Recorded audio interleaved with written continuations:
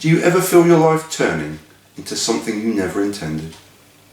Hello everyone and welcome back to the Blackfoot Book Club and another volume of my essential film reviews collection, and I bring you my rambling musings and spoiler-free musings on the 2016 film Nocturnal Animals, directed by Tom Ford. Do you ever feel your life turning into something you never intended? Based on Austin Wright's novel Tony and Susan, and adapted for the screen by director Ford, there is much to admire in Nocturnal Animals, and a film I instantly adored on first viewing, and a love that has grown stronger with every subsequent rewatch since. As with his first film, Ford has helmed, in strong collaboration with both stars in front of and behind the camera, a truly absorbing, intriguing and stylish film.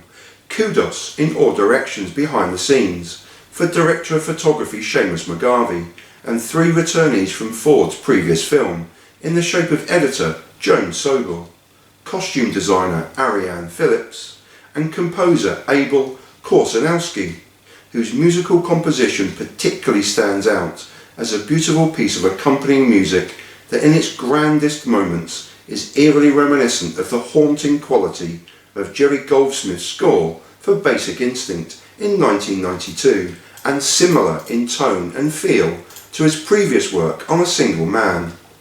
In front of the camera are some incredible performances that garnered just a single Oscar nomination in 2017, but which should have gathered many, many more, particularly Amy Adams in her central performance as an angst and regret-filled art gallery owner, and for Jake Gyllenhaal's dual supporting role, which is both thunderous and heartbreaking at times.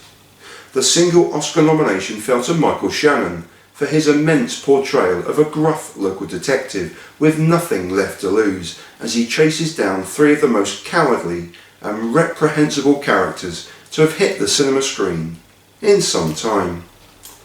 What particularly impresses me on every rewatch of this remarkable and sublime film is the weaving of the 3 distinct narratives that run concurrently through the film, as we have a present-day depiction seamlessly blending into a marriage and relationship of 19 years previously, and of a visceral representation of the novel that lends itself to the name of the film, Nocturnal Animals. Each separate strand of the narrative is starkly different and distinct from each other, yet is brilliantly edited by Joan Sobel and realised through the excellence of the vision of both director Ford and the lens of his director of photography, Seamus McGarvey. Where the present day is cold, distant and sterile, the 19-year previous moment in time is far warmer, vibrant and bright, yet both of these time periods are juxtaposed against the tense, grittier and violent telling of the story contained within the novel, which is exclusively read, often shot from above and in extreme close-up, by Susan Morrow, Amy Adams. A fabulously wealthy art gallery owner living in stunning opulence overlooking Los Angeles, Morrow is clearly depressed and caught in a melancholic fug that even she questions herself with a pointed rhetorical question of, what right do I have to be unhappy? I have everything. But while she has every material advantage in her life, she describes the art displayed in her gallery as junk, and I don't care about the art. But this betrays much deeper issues, that of a cold and distant marriage to Hutton, Morrow, Armie Hammer, and of her dream life simply not fulfilling her, and deep regrets on her past that resurfaced when sent the Nocturnal Animals novel by her ex-husband, Edward Sheriff, Jake Gyllenhaal. Adams dominates the present-day narrative of the film with her snooty, spoiled and somewhat vacuous character Morrow particularly well, as, for all her character flaws, Morrow draws sympathy from the audience as the present-day period unravels. Fearful of comparisons with her mother Anne Sutton, Laura Linney, she is quite literally an empty shell full of angst and unhappiness, and quite apart from the self-satisfied art world she is surrounded by and typified by her friends Alicia Holt, Andrea Riseborough and Carlos Holt, Michael Sheen. It is to Carlos, who exemplifies the hyper-reality they enjoy in their exalted social standing, with his pertinent comment of, "Enjoy the absurdity of our world. It's a lot less painful than the real world." However, Susan Morrow cannot enjoy the absurdity of the art world, or indeed escape the vacuous and painful nature of her own real world, and escapes into the fictional world created by her ex-husband. Nocturnal Animals, the novel, is dedicated to Susan and sent to her by her ex-husband Edward Sheffield for many reasons. It was his nickname for her during their marriage 19 years ago. It's a proclamation he is indeed a fiction writer after all these years, and despite her cold and unsupportive manner during their marriage, which narrative unravels during one of the 3 strands of the story, and of the violent criminals depicted within the novel.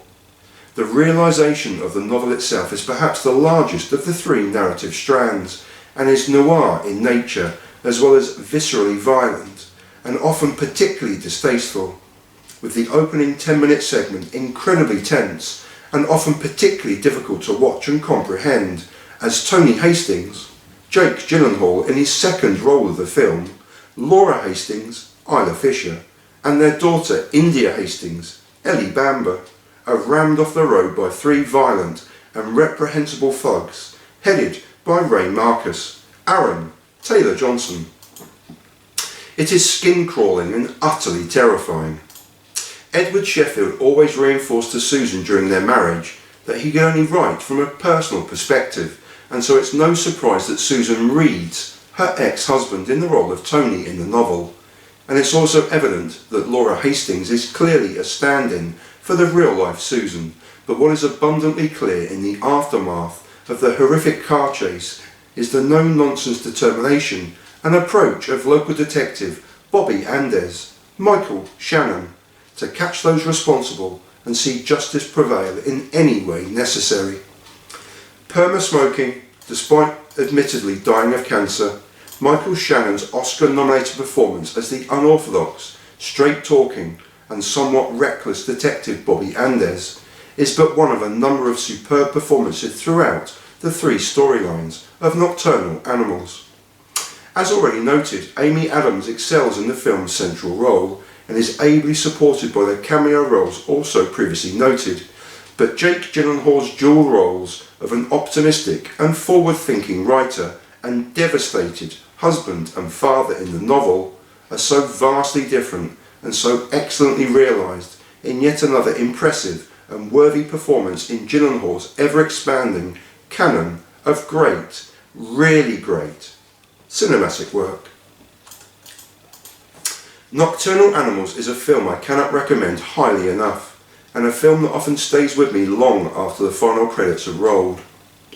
Tom Ford has again created an ultra-stylish and ultra-stylised film that is crisp and clear on screen, and with an engaging and unique confluence of ideas and stories that always pleases on repeat viewings, with the 3 concurrent stories often merging across a single motif and then back again into a previous narrative. It could, in the wrong hands, jar and alienate its audience, but it never does, and with the stylish visuals and stellar performances all combine to produce an outstanding and intriguingly unique film.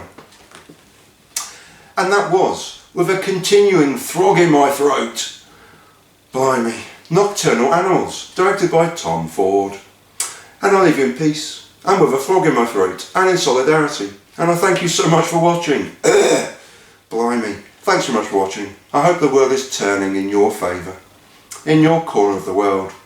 And I leave you as ever, in a Radiohead t-shirt, and with peace again, and with solidarity again. And thank you so much for watching. Please be careful out there, everyone. Peace.